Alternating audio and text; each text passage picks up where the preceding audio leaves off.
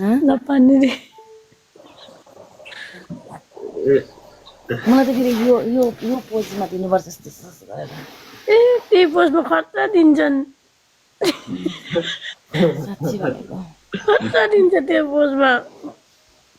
यसलाई खतरा दिएछ कि त्यही भएर मलिलाई थाहा छ नि त नत्र भए त्यस्तो पोजहरू सबै गयो कि यस्तो पोज मात्रै हाल्नु हेर्न यो मोतीलाई त गर्न पाए त स्वर्गै गए जस्तो हुन्थ्यो होला अहिले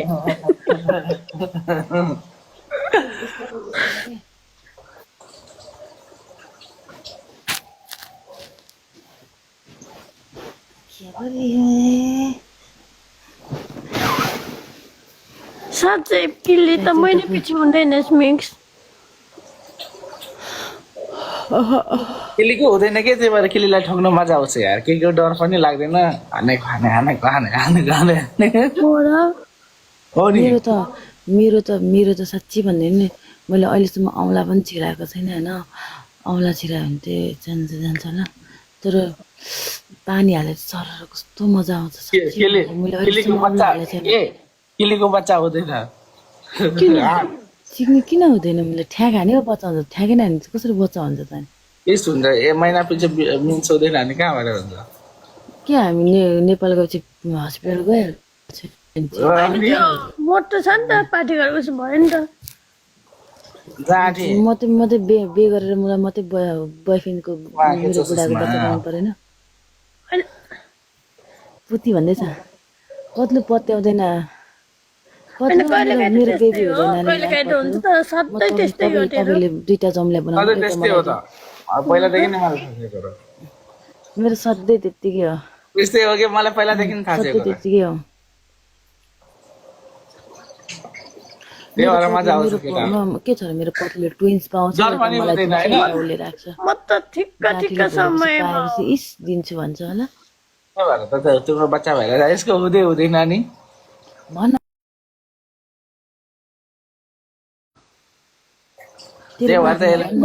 भनेपछि त किल्ली त ओ यहाँ सुन न श्रेयालाई मैले एउटा दुईटा जोम्ल्या बनाउने एउटा मलाई दिनु भनेको थिएँ यी गरेर कहाँ हो त्यो अगाडि पेटमा भन्छ किल्ली मेरो सेतो पानी त्यस्तो बग्दैन हवाला बग्दैन बग्छ तर त्यस्तो हवाला बग्ने पर्दैन कि त्यो थोर चाहिँ मलाई अब त्यो भनेपछि त त्यो थ्याङ्क यू सो मच अब यस्तो कुरा गर्दाखेरि यस्तो सेक्सी कुरा गर्दाखेरि त पानी छुनु पर्ने नि पानी पनि पाउने भएको छु रे कहिलेदेखि हो साँच्ची भनेको क्या sparrow thank you so much sparrow त्यतिखेर तेरो बोयफ्रेन्डलाई ठ्याक हानु भयो नि तेरो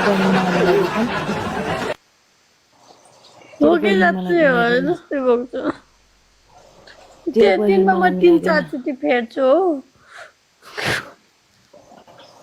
राम म त एक वर्षमा समथिङ एक वर्षमा पनि एकचोटि हुन्छ होइन एकचोटि हुन्छ त्यो पनि एक दिन मात्रै हुन्छ म अस्ति चाहिँ 6 महिनामा एकचोटि भएको थिएँ अनि त्यहाँ अनि पछि हो अनि तँ त अनि तेरो बोयफ्रेन्डले बाहिर फाल्छ कि भित्रै फाल्छ पिछिकारी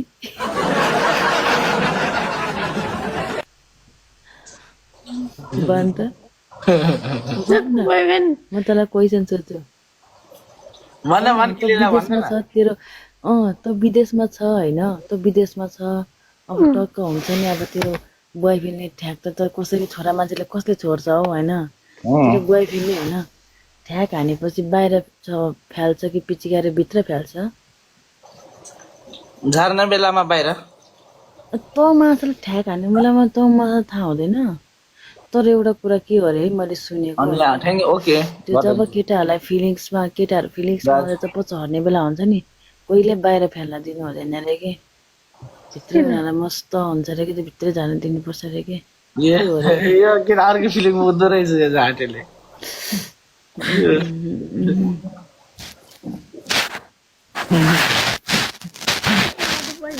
भनेको क्या ज्याकीसँग बरिस आएको छु यार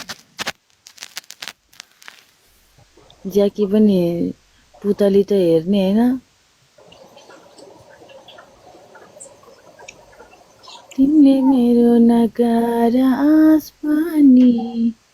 कुर्दै कुर्दै जाला यो मेरो सास पनि हेर्दै तिमी थुक्नु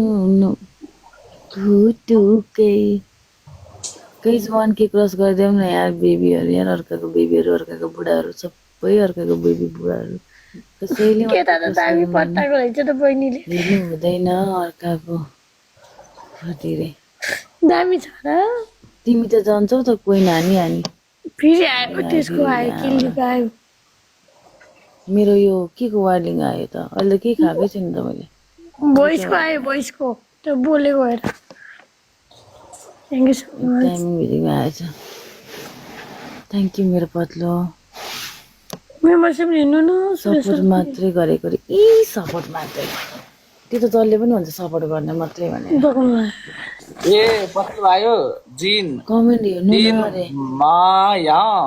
जिन माया 143 जिन माया भनेपछि मैले केली माया राखेर हिँड्नु पर्यो अब ए मेरो बेटी जाने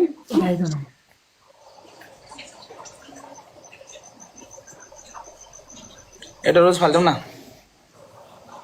गाइस डबल वान केमा पनिसमेन्ट गाइस ओइ ओइ ओइ तेरो बोय पनि देखा त एकचोटि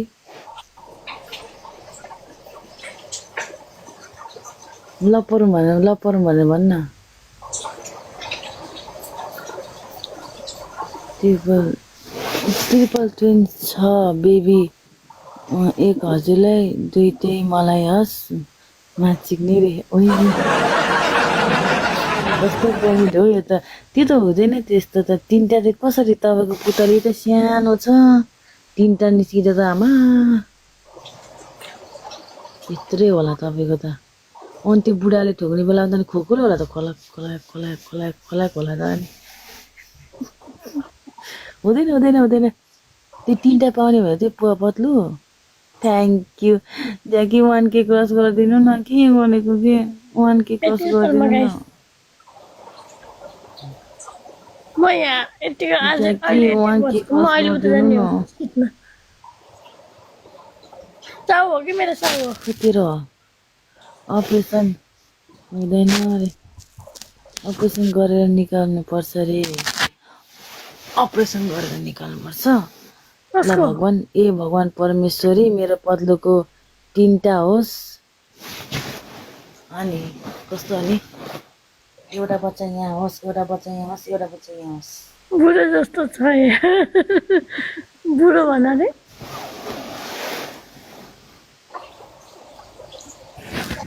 मेरो भाइ पनि हाल्नुभएको मेरो ढाड कस्तो छ गाई चाहिँ हेर